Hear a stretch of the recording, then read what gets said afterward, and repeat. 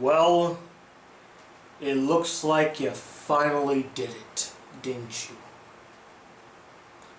You finally found a way to sneak your toxic, destructive, non-hentai sexual tentacles into anime, didn't you, Feminism? And you got the Crunchyroll seal of approval. Wonderful. Hey guys, the Black Critic Guy. And you know what? I finally understand.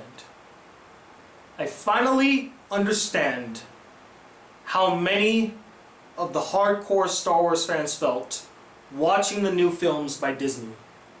I finally get the pain, frustration, anger, and utter disappointment that many of the die-hard Ghostbusters fans felt watching Ghostbusters 2016.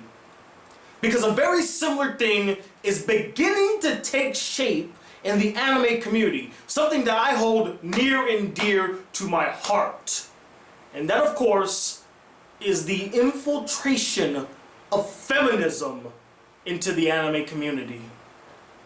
And I see no clearer example of this than with Crunchyroll's first ever original series, High Guardian Spice. Now, I was completely unaware of this forthcoming series until a guy by the name of Luca Bratz tweeted me and went on a long diatribe about how upset and disappointed he was with this new series coming to Crunchyroll. And he asked me what my thoughts were on it. Now, given the fact that I just learned of its existence that very moment, I said, okay, my curiosity is sort of piqued. Let me check this video out and see whether or not his anger and frustration is warranted.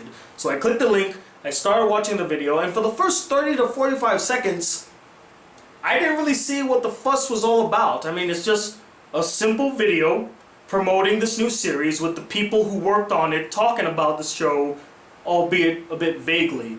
I mean, you see the creator of the series, Ray Rodriguez, who I found out is actually a trans man. She was a woman that became a man. There was like the head of this new studio, Elation Studio. She talked a bit, and they were talking about how they were using 2D animation, which is pretty cool.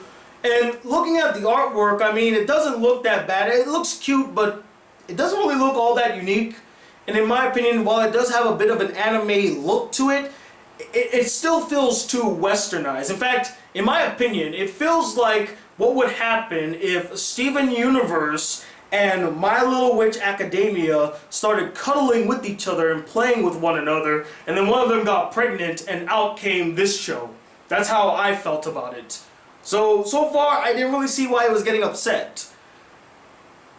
And then I got to about the minute mark and I started seeing people who I don't want to judge right off the bat, but let's just say they gave off a very familiar vibe, a vibe that I was not comfortable with. And I was saying to myself, no, this can't be. You know what? Let me not judge them by their appearance. You know, maybe it's just a style that they think looks really cool. We are 50% female in all the creative roles, and our writer's room is 100% female. I mean, this is what my whole career has been about, is trying to get those voices in there that are not being heard. No. No. No. No. What the fuck? Crunchyroll.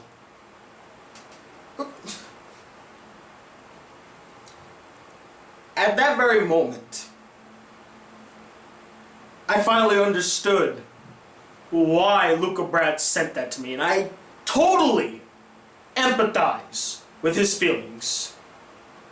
And I mean, I had such a wide range of emotions flowing through me, all of which were negative at the time, and so many thoughts racing through my head.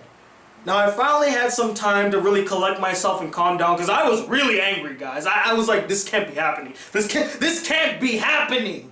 No! No! I was really angry. like super duper angry. But after a couple hours, I started to calm down, and I started to reflect what really pissed me off about this video.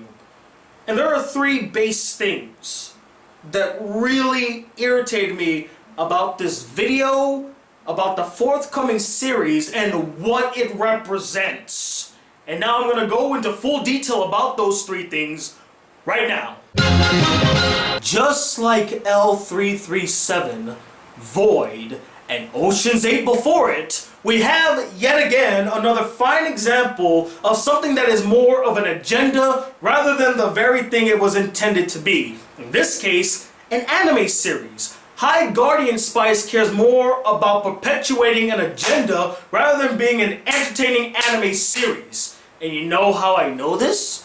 Because the very video that was supposed to be promoting this anime series cared more about talking about how diverse and progressive they were because they hired mainly women to work on the show instead of actually talking about the damn show. I mean, most of what I got about the show is that it focuses on 4 girls that are trained to be guardians. But we have no idea what guardians are, we don't know about the setting, we don't know much about the characters. They talk very vaguely about the show like, oh, it's gonna be fun and exciting and cute and wonderful. You know, these adjectives that really don't mean anything because we don't really have a gist of what this show is gonna be about. They did ramble on and on about how they were given the chance to do 2D animation, and that's great and all, but I don't really want to hear about the animation. I want to know about the characters, I want to know a little bit about the story, I want to know a little bit about the voice actors, the talented artists behind it. Actually go into detail about the show. Why not do what Fully Coolly Progressive did? Ironically called Progressive. You know what that video did, that behind the scenes feature did? It focused more on actually showing the talent, talking about the characters, and talking a little bit about the story. They didn't really give much weight. But if you saw that video, what did they do? They showed you the original voice actor for Haruka saying how much she was excited to do the role again. They introduced some of the new voice talents that were voicing new characters, showed pictures of those characters, had them talk about their characters. We got a sense that they were passionate about the show and weren't trying to push some stupid agenda that nobody cares about. You compare the Fully Coolly Progressive behind the scenes video to the High Guardian Spice video, there's a vast difference. Why couldn't they actually talk about the characters? Why couldn't they talk about the voice actors? Some of the stories, the setting of the world. What are guardians? I want to know about the show. I don't give a damn about your agenda. And that shows right there where their focus laid. It showed you what their intent was. The fact that a majority, about maybe 75% of this video, was more focused about, hey look, we have all these great women working on the show and it was my passion to make sure I hired all women writers. They focused more on that than actually the merits of the show itself. I love how they constantly have to tell us how diverse they are throughout the entire video. But you know what? There's clear examples of their diversity all throughout the video. Here, let's take a look real quick, okay? Okay, a woman, see? White woman, that's diverse. Okay, another white woman. Another white woman. Oh, look, a trans man. Oh, very diverse, although it's still kind of white. Okay, white woman. Oh yeah, white woman. I don't know, you know, her skin does look a bit tannish, maybe she could be white or maybe Hispanic, or I don't know, could be diverse. Okay, that's just a bunch of white women again. Oh, look, a white man. Well, surprise, didn't see that one coming, but he's still white. Huh. Well, you know what? I finally understand why they had to constantly tell us how diverse they were. Because there's no evidence of it throughout the video. Besides that one trans man and that one white guy, they're all women. Not to mention that they're all white. That's diverse to you? Are you telling me it's only diverse because it's a bunch of women? Not because there are a variety of races and genders mingled in the creative process. Now that's not diverse. What's actually diverse is having a bunch of females. That equals diversity, guys. Not to mention that the entire writing staff is 100% women. 100% women. That's diversity. You know, excluding men or women of color to be part of the writing staff, no, that's not diversity. Having a bunch of white females. That's diversity, ladies and gentlemen. Hey, dumbass. Having an all-white female writing staff is not diversity, you idiot. It's no different from having an all-white male writing staff. The only difference is that the genders are reversed. And honestly, that's no difference whatsoever. If you have one group representative of the entire staff, how does that equal diversity? Where does that make any sense? And going by your own logic, you were talking about how you were so proud of having a writing staff that was 100% women. You know, that was your dream. You've always wanted that. You know, you wanted to give voice to those who are barely heard. Well, by your own logic, where are the black women? Where's the Asians? Where's the Latinas? Where's the Hispanics? Where's the Indonesians? Where's the Pacific Islanders? Where are all the trans people? Where are all the gender non-binary people? Where are the gender fluid writers? And we could go on, because you're missing people. You want to be giving voices to those who aren't heard. Those are the people you should have been reaching out to. Why is your entire writing staff, at least what is presented in the video, and you probably should have watched the video before you even greenlit that statement, like, yeah, just go ahead with that. You should have watched the video and made sure, hey, if we have black people or black individuals or people of color or Asians, include them in the video when I talk about giving voices to those who are unheard. Because when you make it primarily on the white females, guess what? You're no different. You're not diverse. And you making that claim, making that statement makes you look like a fucking idiot. And before anybody gets it twisted, before anybody misunderstands what I'm trying to say here, I don't give a fuck if the writing staff is 100% women. I'm fine with that. I don't care as long as they can tell a good story, if they can write convincing and likable characters. The people that care about it are you people. And by your own logic, you already failed. Because you're not diverse, you're not progressive, you're the same fucking thing with the genders reversed. And that's my problem. I don't like hypocrisy. That's what I'm calling out. I don't care if the entire staff is female. I could give a flying fuck. Can they write a story? Are they competent? Were they the best people at their job? Were they the best people? Did they have the best skills? They were chosen because of their merits and not because of their sex.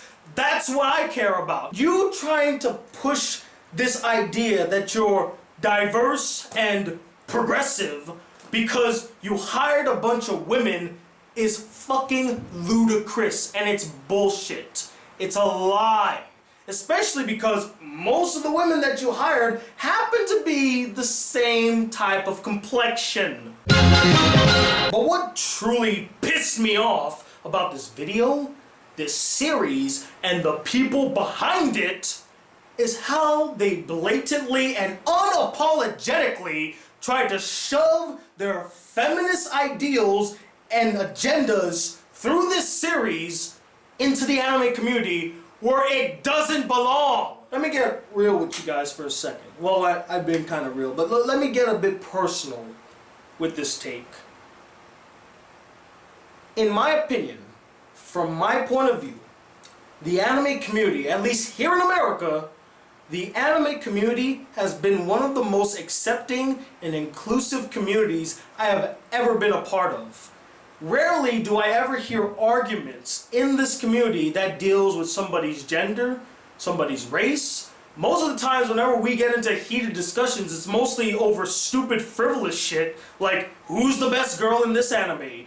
What's the best ecchi anime? I know the biggest arguments I always got into was dealing with ecchi anime and how I hated High School DxD. But that had nothing to do with my race, it had nothing to do with my gender. They attacked the merits of what I was saying and my ideas, and opinions on certain series. That's what they actually attacked. That's what they were actually focusing on. That's all they really cared about. It didn't matter who was saying it. They could have been black as fuck, they could have been white as hell, they could have been Asian, Polynesian, Buddhist, a leper, they could have been anybody. They would just attack the opinion or agree with the opinion. I've never had an instance where I met a bunch of anime fans or been in this community and felt uncomfortable because they had to say something. Well, I guess I'm not really easily offended too, so that might be something. But I was never attacked for my race. I was never attacked for my gender. In fact, you could almost say that the anime community here in America is more feminist than actual feminists. Because we do believe in equality of the races and genders. We never put one above or one below. We're all equals. We treat each other all with the same respect. We can be rude sometimes, but that's just the nature of people. We're not divided by political beliefs. We're not divided by gender identity, gender politics. We're pretty progressive. We don't need feminism. It has no place in this community. So don't you fucking even think about putting it in here. Leave your feminist agenda away from the anime community. I don't want to see feminist ideals in an anime. And that's clearly what you're going to be putting in High Guardian Spice. That's all I'm going to feel if I ever watch it, which I'm not. So yeah, I don't see the need of having a feminist anime series in the anime community. Well, why do you need it? You don't. That's the thing. And the fact that you're trying to push that agenda onto us through Crunchyroll is fucking disgusting. Leave that shit out of here. So yeah, guys, that's really all I have to say about High Guardian Spice. I don't care for this series now. What could have been a pretty interesting, albeit a little generic looking series, has now lost any sort of interest from me. I don't care to watch it now because I know exactly what it's going to be like. I know what type of agenda it's trying to push. I want nothing to do with it. I'm going to avoid it. And in the midst of all this, I learned so much about Crunchyroll that makes me fucking disgusted with them, and I'm starting to reconsider whether or not I want to continue supporting Crunchyroll. I really recommend watching Digibro's video, which shines a lot of light about some of the bad practices of Crunchyroll. I'm actually very upset with them. I'm very upset with them, and I'm learning so much about like things I didn't even notice, like the fact that they censor a lot of anime and a lot of anime games because it's just not appropriate for Western audiences. What kind of bullshit is that? Nobody cares. This one thing was such an eye-opener because I learned so much from Crunchyroll because of this video. And the fact that they disabled comments, disabled likes, they knew that this reaction was going to be negative. They knew people weren't going to like this. And the fact that they still even pushed forward on it, you got some fucking balls, I'll give you that. And what were you thinking? Like, did you actually think we were all going to be on board with this? No. We're not. We don't want this shit. We don't care for this shit. You want to do a show like this? Do it here in America. Leave anime out of this. We want nothing to do with it. Please. But those are my thoughts on the series and why I think that this video was awful. Sorry the video was long again. Sorry I haven't been making videos, I should say that first. But I would love to know what your opinions are on High Guardian Spice. Do you hate it as much as me? Do you sense the feminist agenda oozing from the series? Or were you like some of the people who commented on my first video I released that say, oh, you know, I want to give the series a chance and it's not as bad as you think it is, Tony. Comment below and let me know. Because unlike Crunchyroll, I do want to hear a variety of different opinions.